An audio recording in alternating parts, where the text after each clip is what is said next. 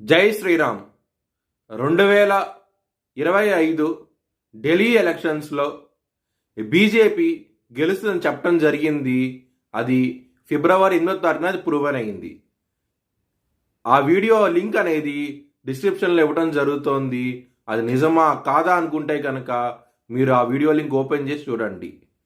2022 నుంచి 2025 ఫిబ్రవరి వరకు మొత్తం 16 ప్రొడిక్షన్స్ అనేవి ప్రూవన్ అయ్యాయి. దానికి సంబంధించిన వీడియో లింక్స్ అనేవి కింద డిస్క్రిప్షన్లో ఇవ్వడం జరుగుతోంది. మకర రాశికి అధిపతి శని. మకర రాశిలో ఉత్తరాషాఢ 2, 3, 4 పాదాలు, శ్రవణం 4 పాదాలు, ధనిష్ట 1, 2 పాదాలు ఉంటాయి. ఈ నక్షత్రం వాళ్ళందరికీ నేను చెప్పే మాస ఫలితాలు వర్తిస్తాయి.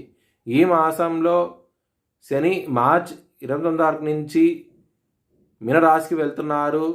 దాని మూలంగా మీకు ఏలినాటి శని అనేది కంప్లీట్ అవబోతోంది.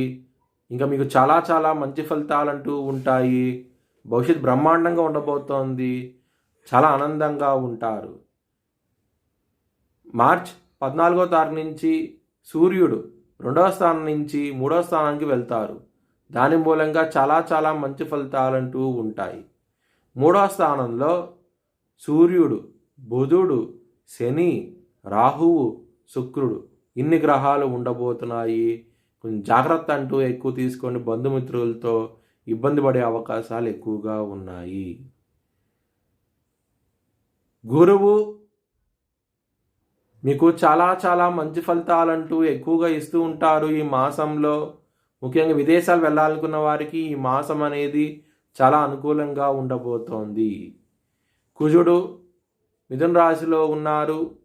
చాలా చాలా మంచి డెవలప్మెంట్స్ అంటూ ఉంటాయి. కెరియర్ పరంగా చాలా ఆనందంగా ఉంటారు. కెరియర్ పరంగా ప్రమోషన్స్, అవార్డ్స్, రివార్డ్స్ వచ్చే అవకాశాలు ఎక్కువగా ఉన్నాయి. బిజినెస్ పరంగా మాత్రం పెట్టుబడి అనేది తగ్గించి పెట్టుకోండి. చాలా చాలా ఇబ్బందికరమైన వాతావరణం అంటూ ఉండబోతోంది ఈ మాసంలో.